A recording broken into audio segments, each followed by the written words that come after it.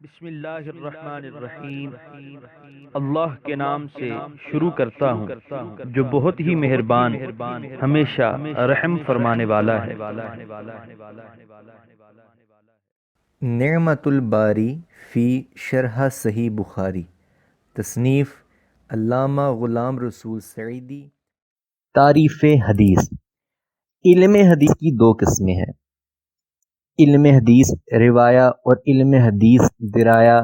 حدیث از روئے روایت اس علم کو کہتے ہیں جس سے رسول اللہ صلی اللہ تعالیٰ علیہ وسلم کے اقوال، افعال، احوال اور اوصاف کی معرفت حاصل ہو۔ اس علم کا موضوع خود حضور کی ذات مقدسہ ہے، اور علم حدیث از روئے درایت وہ علم ہے جس سے راوی اور مروی عنہ کے حالات بحیثیت رد اور قبول معلوم ہوں۔ اس علم کا موضوع راوی اور مروی عنہ ہے۔ اقسام حدیث۔ حدیث کی تعریف کے بعد اس کی بعض ضروری اقسام کی تعریفیں پیش کی جاتی ہیں۔ مرفوع، جس حدیث میں رسول اللہ صلی اللہ تعالیٰ علیہ وسلم کے اقوال، افعال اور تقریرات کا بیان ہو۔ موقوف، جس حدیث میں صحابہ کرام کے اقوال، احوال اور تقریرات کا بیان ہو۔ مقطوع، جس حدیث میں تابعین کے اقوال، افعال اور تقریرات کا بیان ہو۔ متصل، جس حدیث کی سند سے کوئی راوی ساقط نہ ہو۔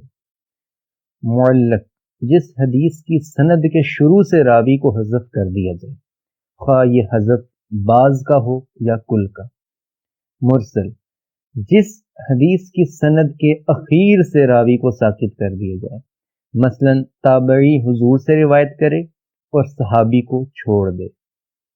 معدل، درمیان سند سے دو متوالی راویوں کو چھوڑ دیا جائے۔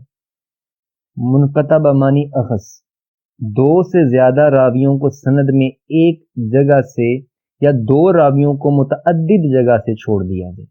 مضطرب، سند یا متن حدیث میں زیادتی، نقصان یا تقدیم و تاخیر کر دی جائے۔ مدرج، متن حدیث میں راوی اپنا یا غیر کا کلام ملا دے۔ شاذ، جس میں ثقہ راوی اپنے سے زیادہ ثقہ راوی کی مخالفت کرے، اس کا مقابل محفوظ ہے۔ منکر، جس روایت میں زیادہ ضعیف راوی کم ضعیف راوی کی مخالفت کرے، اس کا مقابل معروف ہے۔ معلل، جس حدیث میں علت خفیہ قادحہ ہو، مثلا حدیث مرسل کو موصولاً روایت کیا جائے۔ صحیح لذاتی، جس حدیث کے تمام راوی متصل، عادل، تام الضبط ہوں اور وہ حدیث غیر شاذ اور غیر معلل ہو۔ صحیح لغیرہ، جس حدیث میں کمال ضبط کے سوا صحیح لذاتہ کی تمام صفات ہوں اور ضبط کی کمی تعدد ترک روایت سے پوری ہو جائے۔ حسن لذاتہ، جس حدیث میں کمال ضبط کے سوا صحیح لذاتہ کی تمام صفات ہوں اور یہ کمی تعدد ترک سے پوری نہ ہو۔ حسن لغیرہ، جو حدیث صحیح لذاتہ کی ایک سے زیادہ صفات سے قاصر ہو لیکن یہ کمی تعدد ترک روایت سے پوری ہو جائے۔ ضعیف، جو حدیث صحیح لذاتہ کی ایک سے زیادہ صفات سے قاصر ہو اور تعدد ترک سے وہ کمی پوری نہ ہو۔ متروک، جس حدیث کی سند میں کوئی راوی متہم بالکذب ہو۔ موضوع، جس حدیث کی سند میں کوئی ایسا راوی ہو جس سے وضع فی الحدیث ثابت ہو۔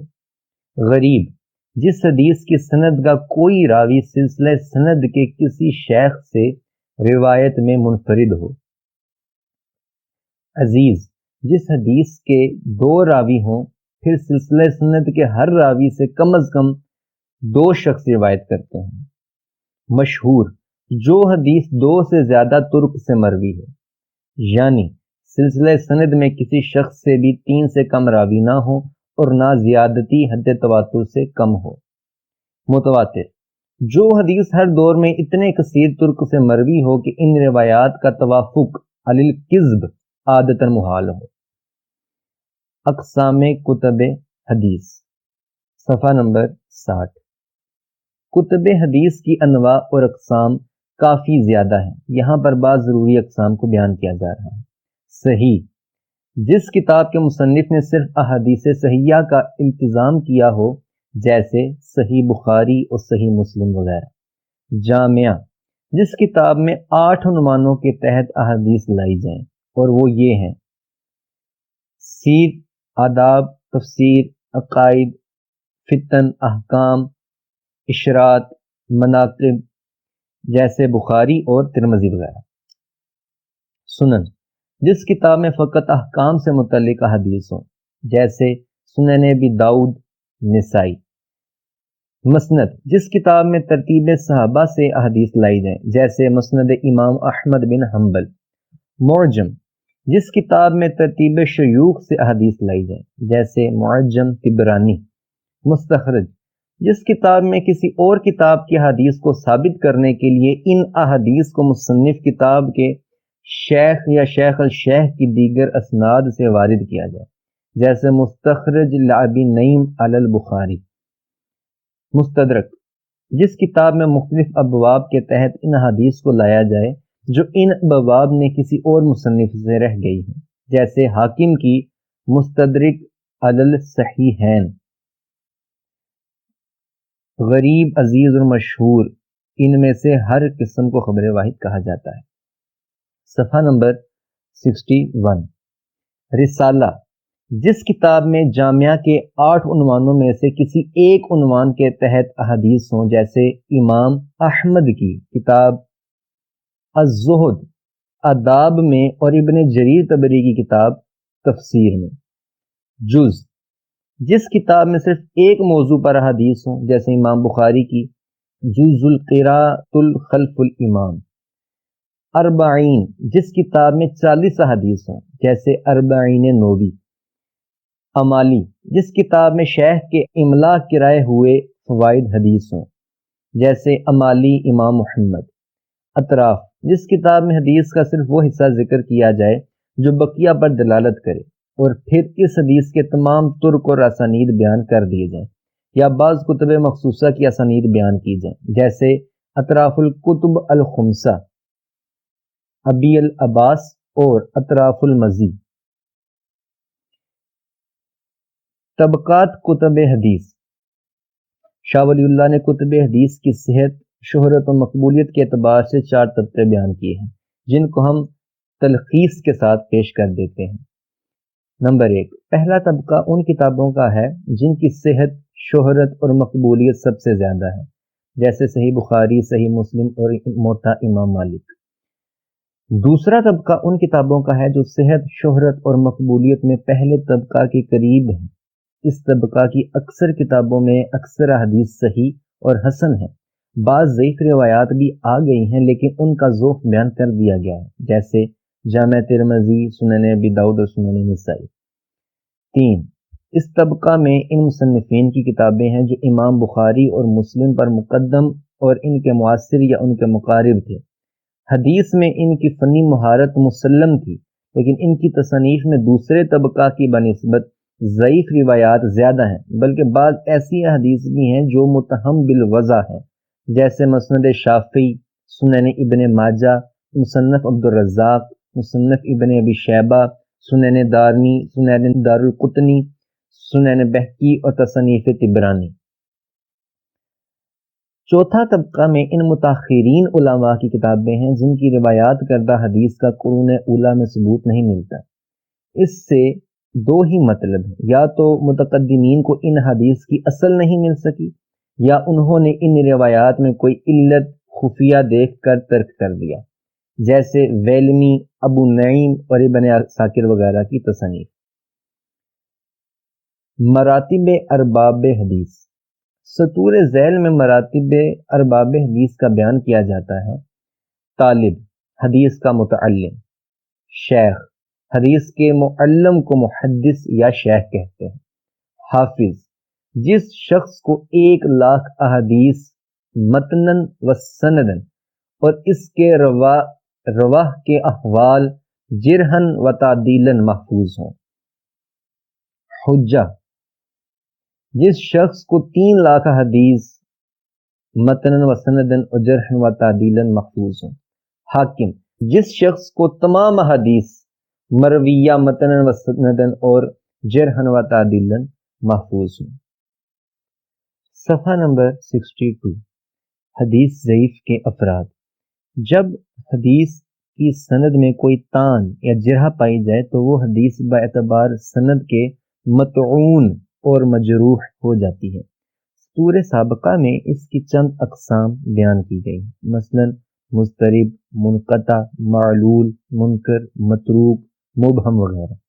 تان کی یہ تمام اقسام حدیث ضعیف میں داخل ہیں، البتہ ان کے مراتب میں فرق ہوتا ہے، اور حدیث متروک یعنی جس کا راوی متہم بالکذب ہو باقی اقسام کی بنسبت زیادہ شدید ذوق کی حامل ہوتی ہے، اور یہ بھی ہو سکتا ہے کہ ایک حدیث کی سند میں متعدد وجوہ تان ہو، مثلا وہ حدیث معلول بھی ہو، منکر بھی ہو اور متروک بھی، لیکن متعدد وجوہ تان جمع ہونے کے باوجود بھی وہ حدیث ضعیف ہی رہے گی۔ البتہ جس قدر وجوہ تان زیادہ ہوں گے اس کا ضعف بڑھتا جائے گا۔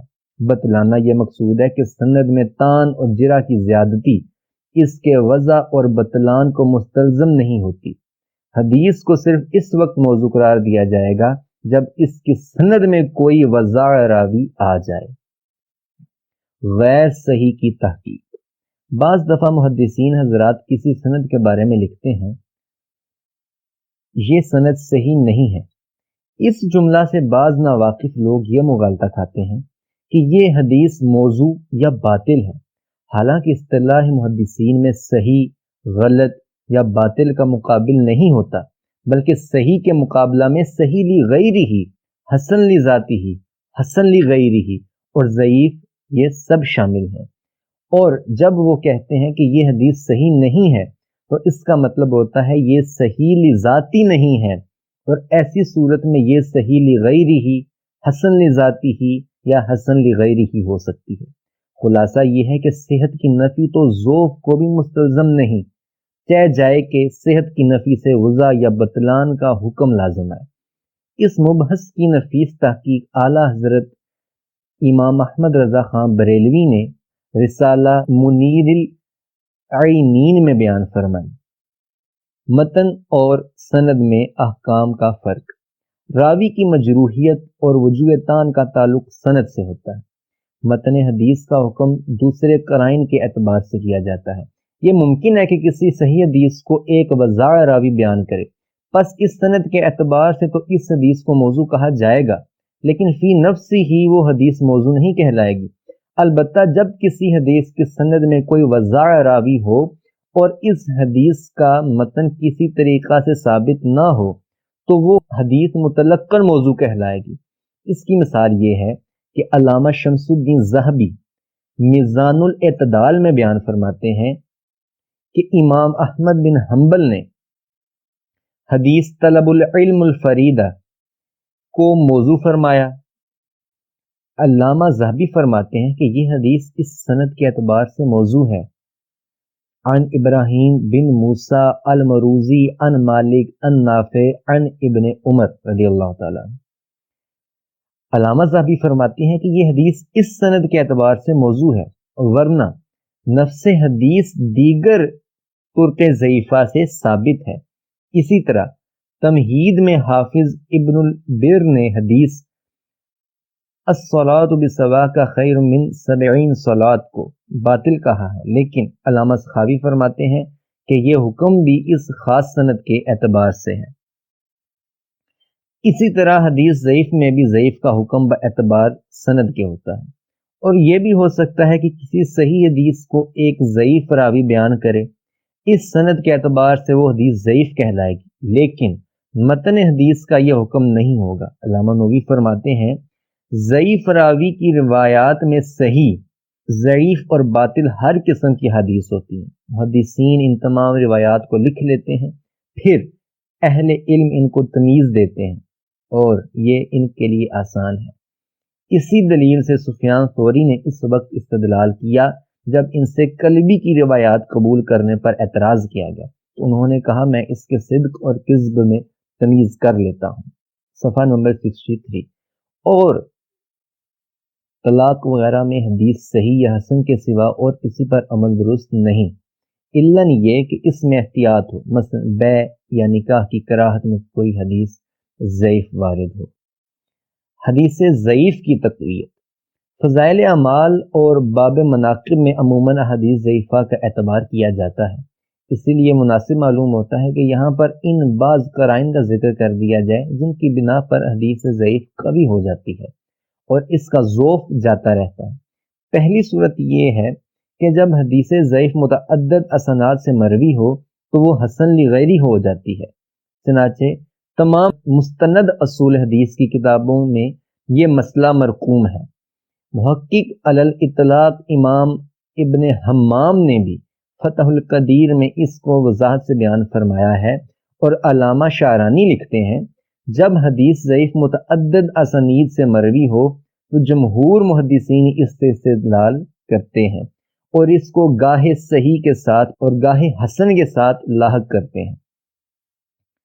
دوسری صورت یہ ہے کہ جب کسی حدیث ضعیف کے موافق مجتہدین میں سے کسی کا قول مل جائے تو اس سے بھی حدیث ضعیف کی تقویت ہو جاتی ہے، چنانچہ علامہ شامی لکھتے ہیں مجتہد جب کسی حدیث سے استدلال کرے تو اس کا استدلال بھی حدیث کے صحیح ہونے کی دلیل ہے، جس طرح تحریر وغیرہ میں امام ابن حمام نے تحقیق فرمائی۔ تیسری صورت یہ ہے کہ اگر کسی حدیث ضعیف کے موافق اہل علم میں سے کسی کا قول ہو تو اس سے بھی حدیث کی تقویت ہو جاتی ہے، چنانچہ امام ترمذی ایک حدیث کے تحت لکھتے ہیں ھذا حدیث غریب لا نعرف احد اسند الاماروی من ھذا الوجہ والعمل علی ھذا عند اہل العلم۔ مولا علی قاری اس کی شرح میں لکھتے ہیں علامہ نووی میرک سے نقل کر کے فرماتے ہیں کہ اس حدیث کی سند ضعیف ہے اور امام ترمذی اہل علم کے عمل سے اس حدیث کی تقویت کا ارادہ کر رہے ہیں۔ صفحہ نمبر 64، حدیث موضوع کا حکم۔ حدیث موضوع سے کوئی حکم ثابت نہیں ہوتا اور نہ ہی حدیث موضوع کو بغیر بیان وضع کے بیان کرنا جائز ہے۔ متعدد ضعیف اسناد سے بیان کی جائے تو قوی ہو جاتی ہے، لیکن اگر ایک حدیث متعدد موضوع اسناد سے بیان کی جائے تو وہ پھر بھی موضوع رہتی ہے، کیونکہ شر کے ساتھ شر مل جائے تو وہ پھر بھی شر ہی رہتا ہے۔ احادیث سے ثابت ہونے والے امور کی تفسیر۔ احادیث سے جو مسائل اور احکام ثابت ہوتے ہیں جن کا تعلق حلت اور حرمت کے ساتھ ہو وہ 4 قسم پر ہیں۔ نمبر 1 عقائد قطعیہ جیسے توحید و رسالت اور مبدا و معاد۔ نمبر 2 عقائد ظنیہ جیسے انبیاء کی ملائکہ پر فضیلت اور قبر کے حوال۔ عقائد قطعیہ، عقائد ظنیہ۔ نمبر 3 احکام۔ نمبر 4 فضائل و مناقب۔ عقائد قطعیہ، ان کے اثبات کے لیے حدیث متواتر ہونی چاہیے، عام ازیں کے تواتر لفظی ہو یا معنوی۔ نمبر 2 عقائد ظنیہ، ان کے اثبات کے لیے اخبار احاد کافی ہے۔ نمبر 3 احکام، ان کے اثبات کے لیے حدیث صحیح ہونی چاہیے یا کم از کم یہ کہ وہ حدیث حسن لغیری ہی سے کم نہ ہو۔ فضائل و مناقب، اس باب میں بالاتفاق احادیث ضعیفہ کا بھی اعتبار کر لیا جاتا ہے۔ چنانچہ علامہ نووی فرماتے ہیں حضرات محدثین ضعیف راویوں سے ترغیب، ترہیب، فضائل، اعمال، قصص، زہد اور مکارم اخلاق میں احادیث روایت کرتے ہیں اور حلال و حرام کے احکام میں ان سے اصلاً روایت نہیں کرتے، اور اس قسم کے حدیث میں ضعیف راویوں سے روایت کرنا اور ان پر عمل کرنا صحیح اور شرع میں ثابت ہے، اور احکام سے متعلق حدیث میں جب کوئی ضعیف راوی متفرد ہو تو اس کی روایت سے ہرگز استدلال نہیں کیا جاتا۔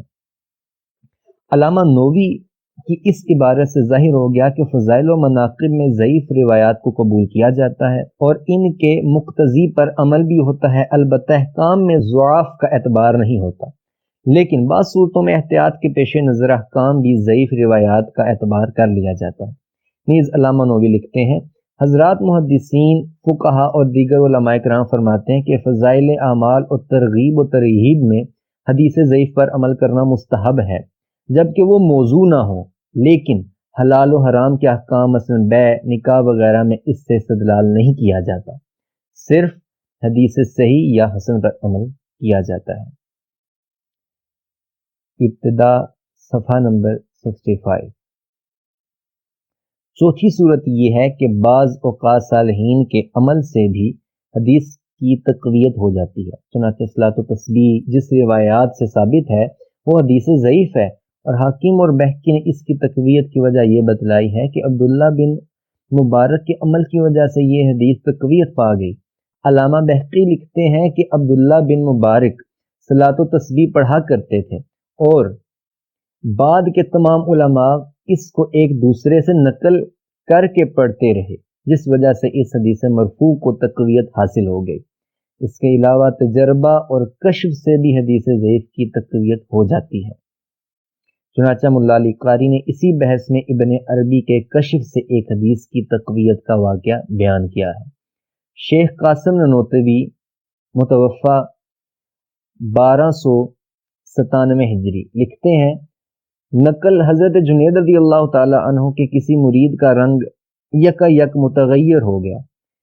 آپ نے سبب پوچھا تو بروئے مکاشفہ اس نے یہ کہا کہ اپنی اماں کو دوزخ میں دیکھتا ہوں۔ حضرت جنید نے 1,00,000 یا 75,000 بار کبھی کلمہ پڑھا تھا، یوں سمجھ کر بعض روایتوں میں اس قدر کلمہ کے ثواب پر وعدہ مغفرت ہے۔ اپنے جی ہی جی نے اس مرید کی ماں کو دیا اور اس کو اطلاع نہ کی، مگر بخشتے ہی کیا دیکھتے ہیں کہ وہ جوان حشاش بشاش ہے۔ آپ نے پھر سبب پوچھا، اس نے کیا اب اپنی والدہ کو جنت میں دیکھتا ہوں۔ سو آپ نے اس پر یہ فرمایا کہ اس جوان کے مکاشفہ کی صحت تو مجھ کو حدیث معلوم ہوئی، اور حدیث کی تصحیح اس کے مکاشفہ سے ہو گئی۔ روایات مختلفہ میں مذاق آئمہ۔ جب کسی ایک مسئلہ پر متعدد متعارض روایات وارد ہوں تو اس سلسلہ میں تتبع اور تلاش سے جو ائمہ اربعہ کا مسلک معلوم ہو چکا ہے وہ یہ ہے کہ امام اعظم ایسی صورت میں روایات کے درمیان تطبیق دیتے ہیں، اور حتی الامکان کوشش کرتے ہیں کہ ہر روایت پر کسی نہ کسی صورت پر عمل ہو جائے، اور جب تطبیق نہ ہو سکے تو اس روایت کو ترجیح دیتے ہیں جو اسلام اور رسول روایت کے قریب تر ہو۔ امام شافعی ایسی شکل میں قوت سند کے لحاظ سے کسی ایک روایت کو لیتے ہیں اور باقی کو چھوڑ دیتے ہیں۔ امام مالک تعارض کی صورت میں اس روایت کو ترجیح دیتے ہیں جو اہل مدینہ کے تعامل کے موافق ہو، اور امام احمد متقدمین کی اکثریت کا لحاظ رکھتے ہیں۔ مشہور حفاظ۔ سطور ذیل میں ہم 4 مسلکوں کے مشاہیر حفاظ کے اسماء پیش کر رہے ہیں۔ احناف: حافظ ابو البشر اولابی، حافظ اسحاق بن راہویہ، حافظ ابو جعفر طحاوی، حافظ ابن ابی العوام سعدی، حافظ ابو محمد حارثی، حافظ عبد الباقی، حافظ ابو بکر رازی حساس، حافظ ابو نصر کلابازی، حافظ ابو محمد سمرقندی، حافظ شمس الدین سروجی، حافظ قطب الدین حلبی، حافظ علاء الدین ماردینی، حافظ جمال الدین زیلعی، حافظ علاء الدین مغلطائی، حافظ بدر الدین عینی، حافظ قاسم بن قتلو وغیرہ۔ شوافع: حافظ دار القطنی، حافظ بہقی، حافظ خطابی، حافظ عزیز الدین بن سلام، حافظ بن ابن دقیق العید، حافظ عراقی، حافظ ذہبی، حافظ مزی، حافظ مزی، حافظ ابن اسیر جزری، سبکی، حیتمی، ابن حجر اسقلانی، علامہ سیوطی وغیرہ۔ مالکیہ: حافظ حسین بن اسماعیل، حافظ رحیلی، حافظ ابن عبد البر، حافظ ابو الولید الباجی، حافظ قاضی ابو بکر العرابی، حافظ عبد الحق، حافظ قاضی ایاز، حافظ مازری، حافظ ابن رشد، حافظ ابو القاسم سہیلی وغیرہ۔